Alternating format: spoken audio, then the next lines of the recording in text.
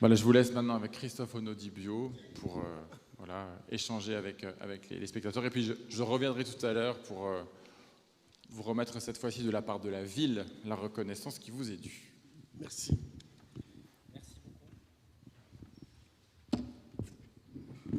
Voilà le micro qui fonctionne. Bonjour à toutes et à tous et félicitations encore au docteur Mukwege pour cette mention internationale du prix Livre et Droits Humains. Alors c'est pas le prix Nobel, mais ça a beaucoup de signification. Et puis le Nobel, de toute façon, vous l'avez eu, Denis Mukwege. Merci vraiment d'être avec nous ici à Nancy, qui est ce week-end, la véritable capitale du livre. Alors, vous avez toutes et tous ici, et vous le savez, et Mathieu Klein, le maire de Nancy, l'a rappelé, énormément de chance d'être là pour entendre un homme qui se bat si courageusement, parfois même au péril de sa vie, non seulement pour les femmes, mais du côté des femmes, aux côtés des femmes, qui sont victimes donc en RDC, en République démocratique du Congo, même si c'est hélas un mal universel, qui sont victimes de terribles mutilations, et des femmes qui l'accompagnent dans son hôpital de Panzi à Bukavu, donc en RDC, sur le chemin de la guérison physique, mais aussi psychique. Il en sera question aussi. Il est beaucoup question de parole dans ce livre. Ce livre, c'est La force des femmes, qui est publié chez Gallimard, que vous devez absolument lire si vous ne l'avez déjà fait, qui est un livre absolument puissant, un livre qui dit des choses terribles, mais qui donne aussi une force incroyable quand on le lit. Les forces de la vie, les forces de la raison s'y expriment contre les forces de la mort et de la barbarie. Et s'il existe vraiment un livre humaniste ces temps-ci, eh bien c'est ce livre, La force des femmes, par le docteur Denis Mukwege. Donc bravo, docteur. Merci. Et vous pouvez l'applaudir encore, il le mérite. Merci. Vous écrivez dans ce livre « Je défends les femmes parce qu'elles sont mes égales, parce que les droits des femmes sont les droits des humains et que je constate avec rage ces violences qui leur sont infligées. Il faut se battre tous ensemble pour les femmes. Mon rôle a toujours été de faire entendre la voix de celles dont la marginalisation les empêche de raconter leur histoire. Je me tiens à leur côté, jamais devant elles. » C'est ce que vous écrivez dans votre livre. Pourquoi était-il nécessaire, Denis Mukwege, de préciser ces éléments quand on parle de femmes victimes de viol, le viol utilisé comme une arme de guerre, en fait? À leur côté, jamais devant elles. C'est important pour vous de dire ça. C'est très très important de pouvoir préciser, puisque les femmes qui subissent le viol, leurs bourreaux d'abord essaient de leur montrer qu'elles ne valent rien et que c'est un droit finalement de commettre cet acte ignoble qu'ils commettent sur leurs victimes. Je pense que c'est très très important de pouvoir se mettre, jamais essayer de prendre la même place que les bourreaux, mais leur donner la place qu'elles méritent dans la société. Ça, c'est très important pour leur permettre, en fait, de commencer ces pas vers la guérison. On vous surnomme l'homme qui répare les femmes. Est-ce que vous aimez ce surnom que vous n'avez pas choisi? Je ne l'avais pas choisi. Oui.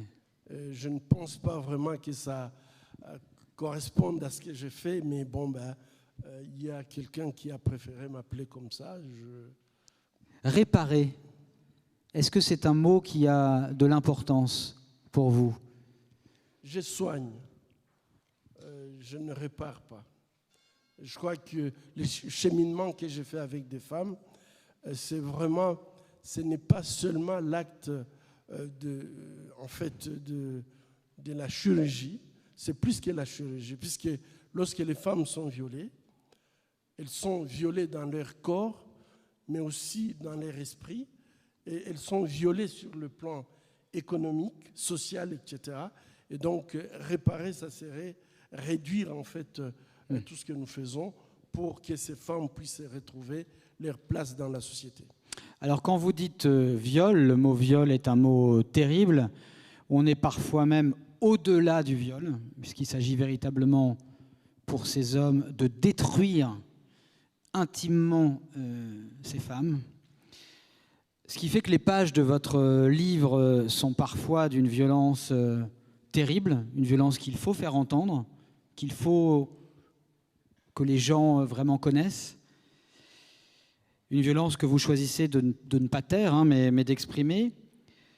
Mais on se demande, quand on lit le livre, si finalement cette terrible violence ne donne pas, au fond, aussi une terrible leçon d'espoir. Vous l'avez rappelé, Denis Mukwege, souvent, donc, ce viol sont utilisés comme une arme de guerre, hein, pour massacrer physiquement et psychologiquement des populations entières, souvent pour s'accaparer un certain nombre de ressources naturelles des territoires. Mais au fond, votre livre prouve qu'un homme seul et son équipe et quelques femmes peut finalement aller contre tout ce cynisme, toute cette violence, ce cynisme économique, politique. Donc votre livre nous dit ça. Au fond, si on décide de rester humain dans ce monde de plus en plus chaotique et barbare, avec sa dignité d'être humain, on peut agir en ce monde. Absolument. Je crois que dans les livres, j'essaie de décrire, d'ailleurs la première fois que j'avais fait un article scientifique, je l'avais appelé une nouvelle pathologie, viol avec extrême violence, puisque dans les livres classiques, nulle part on apprend ou on décrit ce type de lésions qui sont des lésions intentionnelles, qui portent sur l'appareil de la reproduction de la femme, une barbarie en fait qui veut tout simplement empêcher la femme d'avoir une progéniture.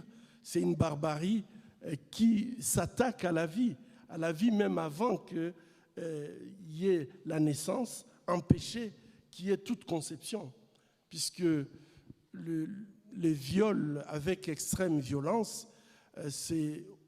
ça veut dire tout simplement détruire l'appareil génital par les armes à feu, par des objets contondants, détruire l'appareil génital après avoir violé, par le feu, etc.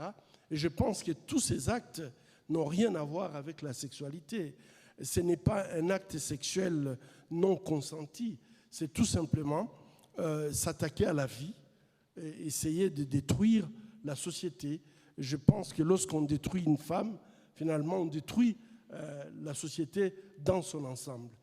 Et après avoir constaté ce type de barbarie que je ne pouvais pas m'expliquer, puisque je trouve déjà que violer une femme, c'est aller au-delà de ce qu'on peut imaginer, mais introduire des objets étrangers et faire tous ces actes au niveau de l'appareil génital, c'est non seulement la détruire, mais détruire également toute sa communauté, puisqu'il y avait lieu de pouvoir la tuer, comme ça on n'en parlait pas, mais le fait de détruire l'appareil génital de la femme et la laisser dans cette situation, c'est aussi porter atteinte à toute une communauté. Donc la femme, elle est détruite physiquement et psychologiquement, mais aussi toute la communauté autour, les enfants qui ont vu ces barbaries, les maris...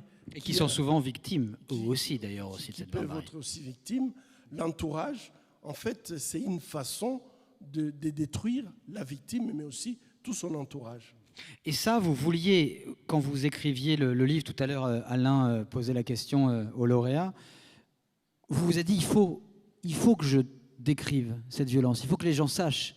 Parce que vous dites, la meilleure arme aussi des bourreaux, c'est le silence. C'est que personne n'en parle parce que ces femmes ont honte et que parfois les maris les rejettent, et souvent d'ailleurs. Malheureusement, au début de notre pratique chirurgicale, toutes les femmes étaient rejetées par leurs maris. Et puisque, violer une femme en présence du mari, souvent, c'est vouloir aussi porter atteinte psychologique au mari. Et c'est vrai que moi-même, j'étais dur parfois et je disais, c'est pas possible, vous n'avez pas pu la protéger, mais en plus de ça, vous l'abandonnez avec les enfants, vous la culpabilisez pour ce qui est arrivé. Mais quand je commençais à parler au mari pour essayer de comprendre ou faire la médiation familiale, j'avais compris, j'ai découvert en fait que tous ces hommes qui ont vécu impuissants à la destruction de leurs femmes, perdaient leur masculinité. Et souvent, les hommes me disaient, depuis que c'est arrivé à ma femme, je ne suis plus un homme. J'essayais de comprendre en faisant la médiation familiale.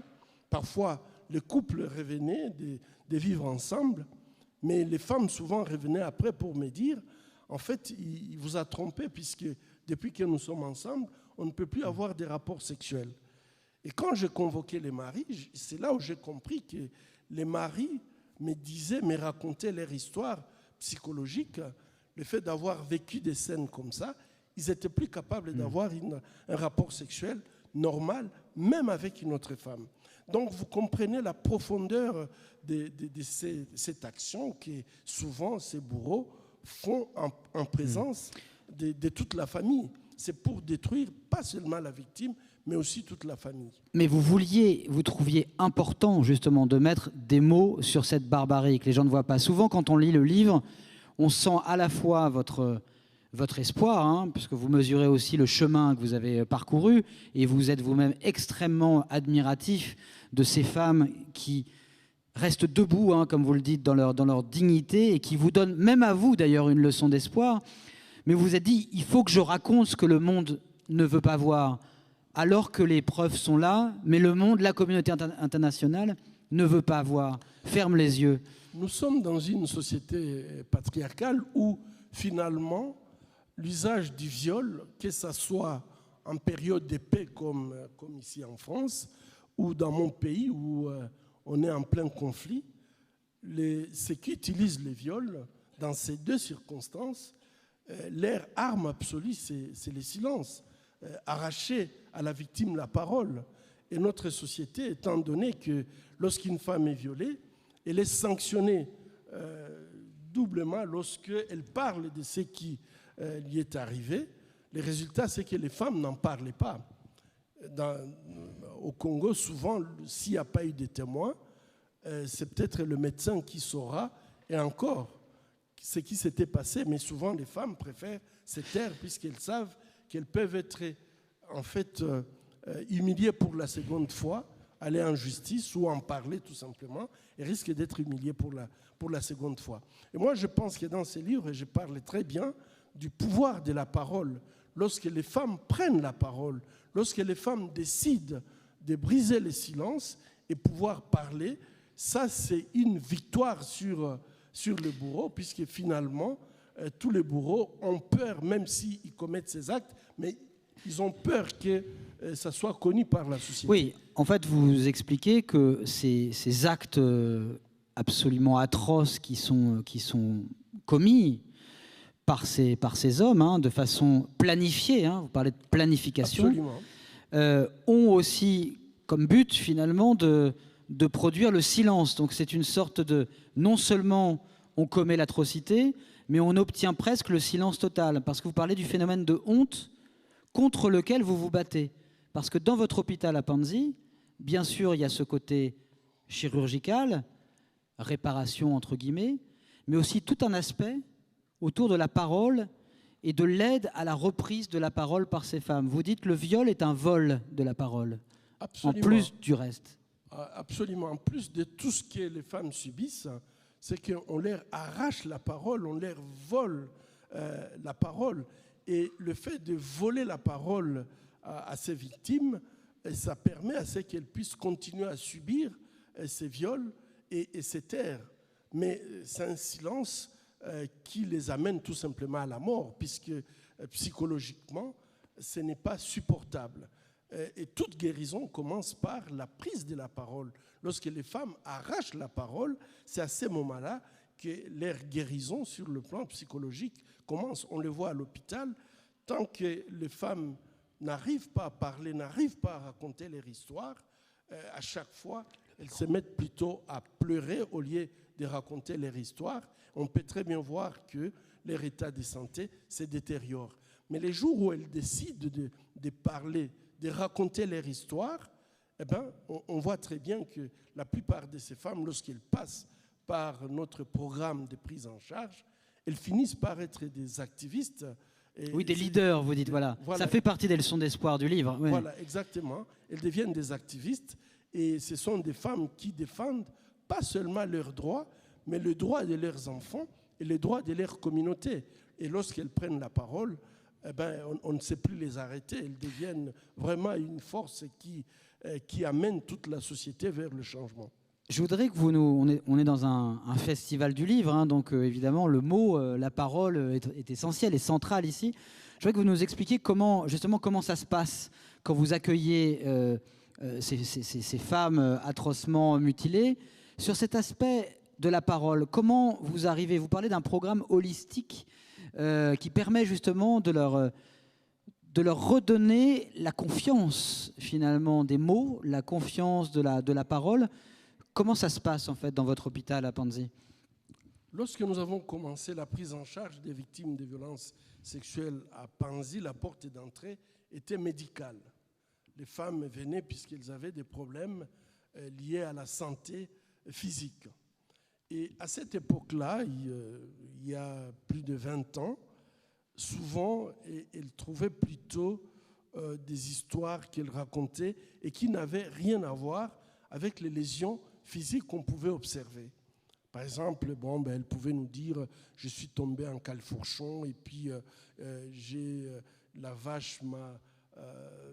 j'ai eu la corne de la vache, etc. » Et donc, vraiment, c'était des histoires qui n'avaient rien à voir avec les lésions physiques que nous, on pouvait observer sur leur corps. Mais progressivement, nous avons pu commencer à parler avec les femmes.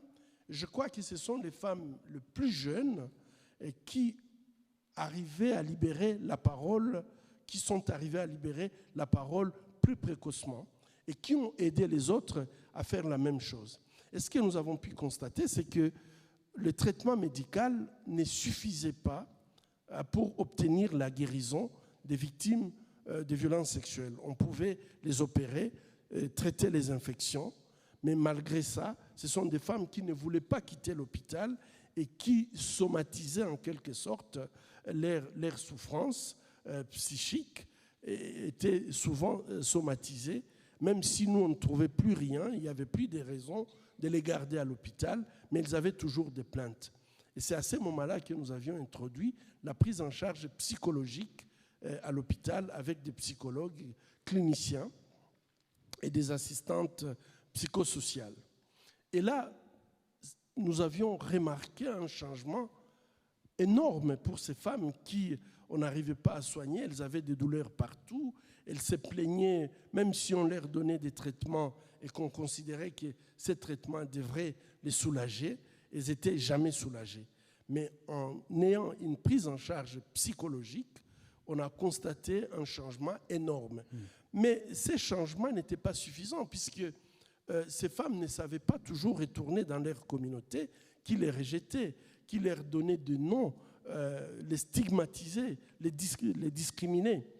Finalement, nous avions introduit un troisième pilier qui est le pilier socio-économique, aider les femmes à réintégrer leur communauté.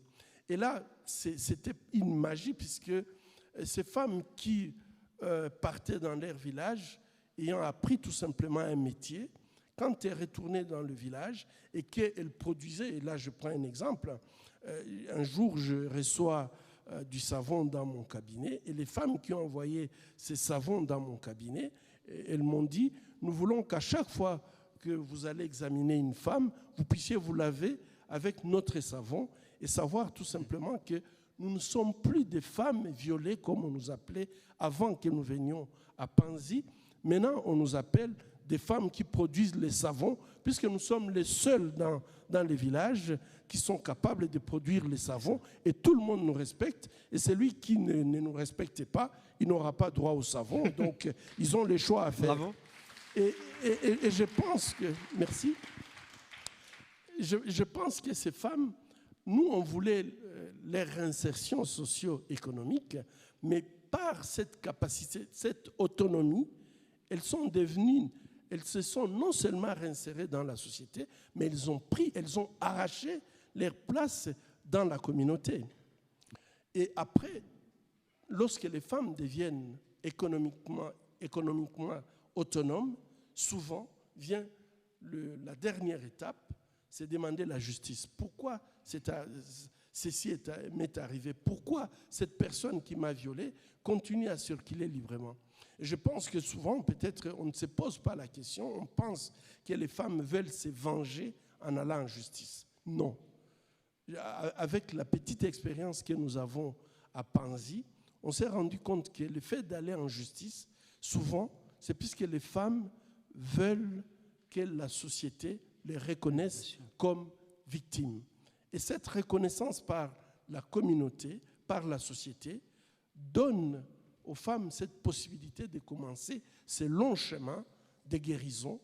Et avec les 4 piliers, nous avons constaté que les femmes transforment leur vie, elles deviennent de véritables actrices de changement dans leur propre communauté. Et au cœur de la société. Je voudrais rappeler, Dr Mukwege, quand même, que bon, vous faites le bien, mais on vous veut encore du mal.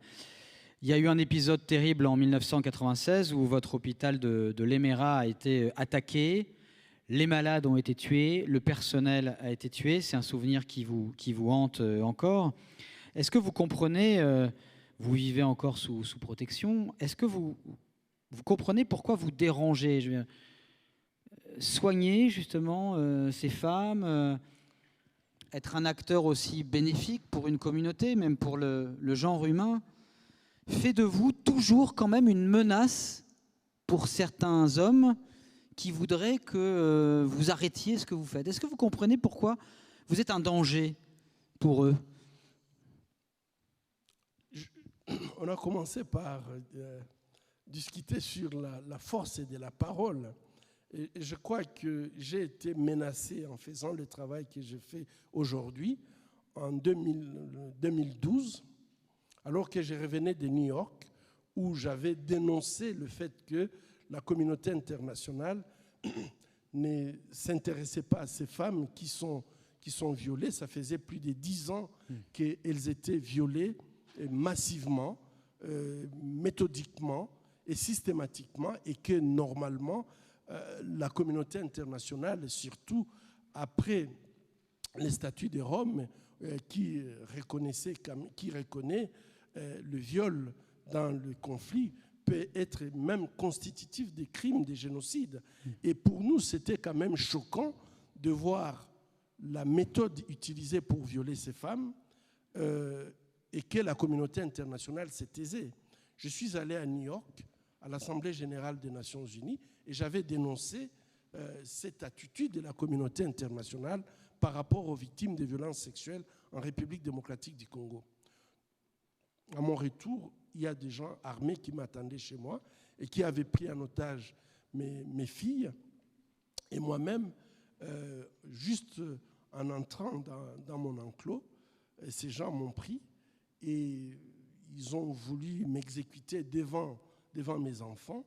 Mais le gardien qui était dans ma parcelle m'a sauvé, mais malheureusement, lui, a perdu sa vie.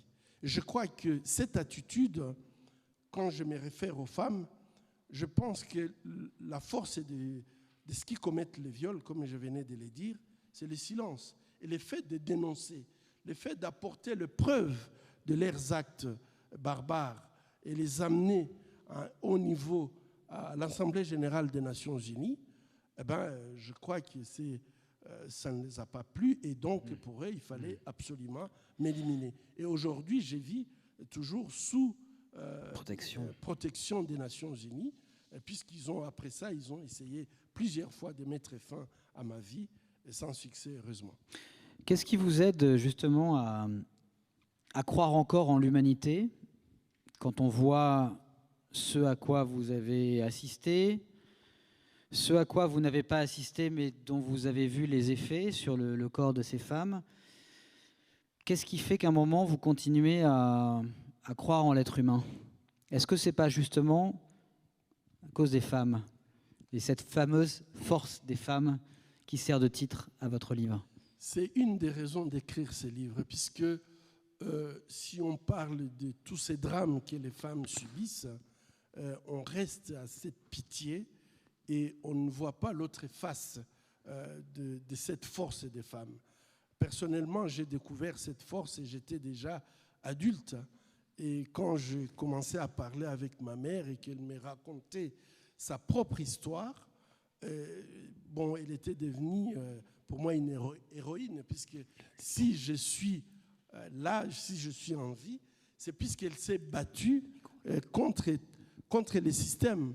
Ma mère a dû franchir 3 obstacles. Le premier obstacle, c'était je suis d'une famille pauvre et à l'époque coloniale, il y avait vraiment un système de discrimination. Les Noirs ne pouvaient pas fréquenter les hôpitaux des Européens. Ça, c'était le premier obstacle. Le deuxième obstacle, elle était protestante dans un pays qui était catholique. Et le troisième obstacle qu'elle a dû franchir à cette époque-là, c'était effectivement la pauvreté. Et moi, je crois que quand ma mère m'explique qu'en 1955, j'avais fait une infection néonatale, puisque en fait, elle a accouché dans de très mauvaises conditions et que j'ai fait une infection. Elle s'est présentée à un centre de santé. Elle n'avait pas de carte de baptême, donc elle a été refoulée, alors que j'avais une fièvre avec débit de jaunisse, donc c'était une septicémie. Elle a été refoulée. Bon, elle est repartie chercher quelqu'un. Elle a cherché une Suédoise qui était missionnaire dans la ville, qui a pu parler avec les sœurs religieuses belges qui étaient à ces centres de santé. Et finalement, elle a pu obtenir mes soins. Et aujourd'hui, si je suis en vie, je sais qu'en Afrique, il y a encore beaucoup d'enfants qui meurent de l'infection néonatale.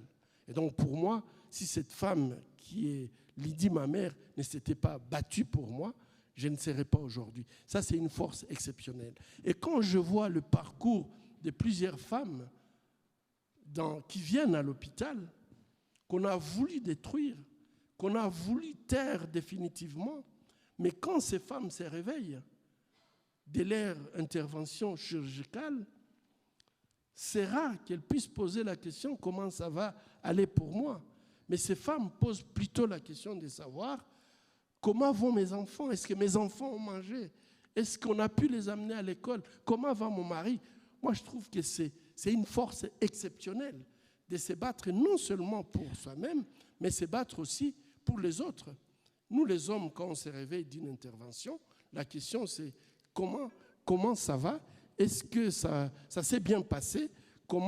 Donc, on est beaucoup plus tourné vers nous-mêmes, alors que les femmes, moi, j'ai l'impression que c'est beaucoup plus, elles sont tournées beaucoup plus vers les autres, leurs enfants, leurs familles, leur communauté.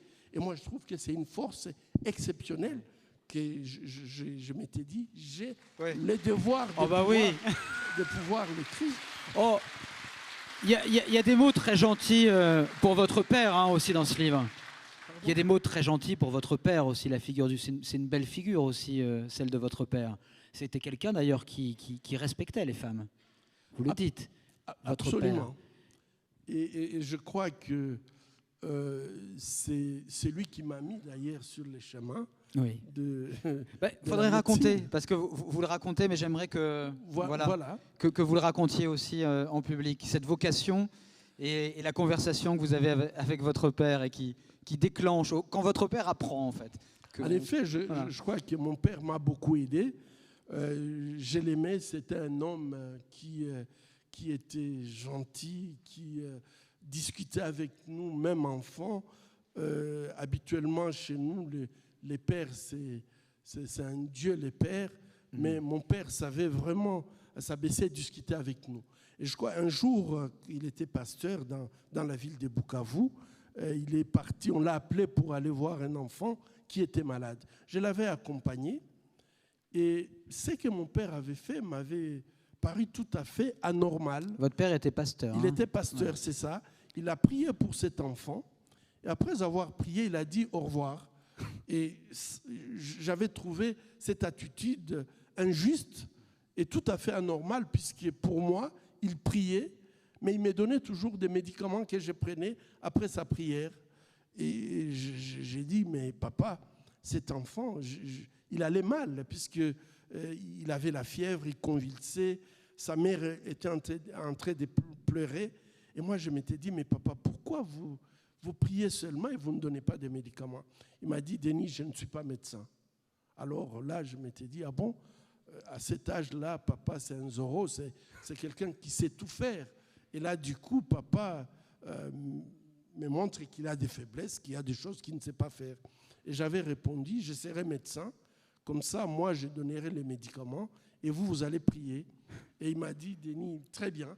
Et nous sommes partis. Et je crois que depuis ces jours, c'est comme s'il y avait un contrat que j'avais signé avec mon père pour pouvoir aider les enfants malades.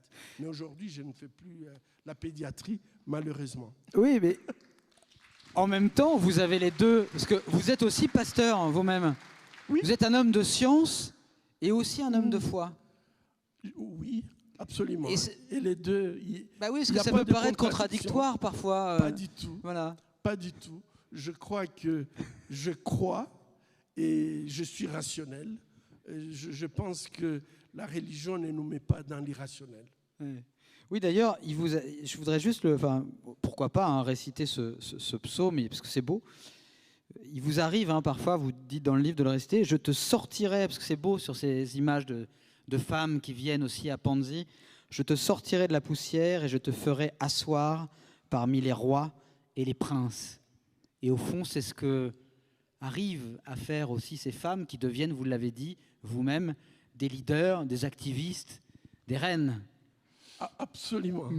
Absolument. Je pense que j'avais pris ces psaumes puisque, vous savez, là où j'habite, le jour où vous me rendrez visite, c'est la pauvreté abjecte. Vous voyez des gens qui n'ont pas un repas par jour, c'est à peine qu'ils sont habillés, etc. C'est vraiment dans la poussière. À Panzi, c'est la pauvreté totale. Et j'avais écrit ces psaumes, j'avais mis ces psaumes dans mon livre, puisque un jour, je reçois la lettre du président Obama des États-Unis, qui m'avait invité. Il avait un sommet de présidents africains. Et je me suis retrouvé dans une salle, les seuls qui n'étaient pas présidents, mais invités autour de la table avec les grands. Et je m'étais dit, ça c'est les psaumes qui s'accomplissent. Et je trouve que ces filles que je soigne, aujourd'hui, il y en a qui sont invitées au Conseil de sécurité des Nations Unies et qui parlent au Conseil de sécurité des Nations Unies. Et moi, je trouve que ça c'est formidable. Ce sont des filles qui partent presque de rien du tout, mais qui arrivent quand même à défendre le droit des femmes dans leur pays ou dans le monde autour d'une table, alors que ces bourreaux voulaient tout simplement les détruire. Ça, c'est la scène avec Obama, c'est la scène sympathique. Il y a une scène absolument hallucinante dans le livre avec Joseph Kabila, qui vient à l'hôpital, qui veut bien voir les enfants, qui veut bien voir les grands brûlés, mais pas les femmes. Ça, c'était un choc. Ouais. Et il dit, je m'en fiche des femmes. C'était un choc. Ouais. Pas seulement des femmes, mais il a dit, je ne suis pas venu ici voir vos femmes. Vos femmes, il vous dit, oui. Ça, c'était une insulte que je pourrais pas... J'ai eu du mal à accepter qu'un président de la République, les femmes demandaient tout simplement de pouvoir discuter avec lui sur leur situation et qu'il ait refusé de les faire, mais qu'il les traite aussi, pas comme des citoyennes, mais comme mes femmes. Ça, c'était une insulte pour moi et ça m'a fait très, très mal. Je ne sais pas combien de temps il nous reste. Est-ce qu'on a une dernière question? Et puis peut-être qu'on s'arrêtera là. C'est l'obtention du prix Nobel qui a donné évidemment un éclairage planétaire à votre action, ce que vous appelez une plateforme, qui vous a donné une plateforme. En même temps, on sent que ça ne suffit pas. Quand on lit votre livre, quand on a la chance de parler avec vous, Vous dites, voilà, il y a eu le prix Nobel, mais malgré le prix Nobel, il y a encore trop de gens qui ferment les yeux. Alors, quelle est l'étape prochaine de votre combat, Denis Mukwege? Si le prix Nobel a commencé à permettre qu'on connaisse ce qui arrive à ces femmes, à ces populations, mais si ça ne suffit pas encore, qu'est-ce qu'il faudra faire?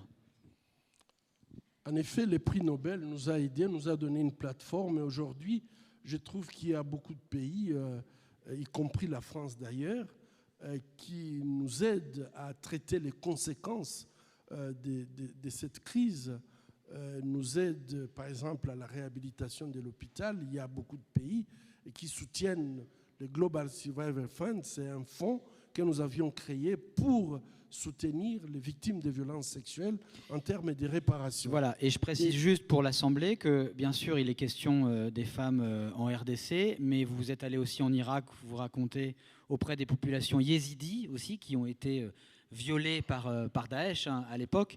C'est une cause aussi universelle, c'est pour ça que je le rappelais. Absolument, je pense que la cause des femmes dans les conflits, c'est partout dans le monde, partout il y a des conflits, on voit que les femmes et les enfants sont des victimes, sont des cibles des belligérants. Et ce n'est pas seulement une question en République démocratique du Congo. J'ai été en Irak, comme vous venez de le dire. Aujourd'hui, on voit ce qui se passe plus près de nous ici, en Ukraine. Les femmes subissent des viols avec extrême violence. Et c'est ici en Europe. Donc je crois que c'est un problème qui nous concerne. Donc que faire alors maintenant? Si le Nobel, bon, première étape.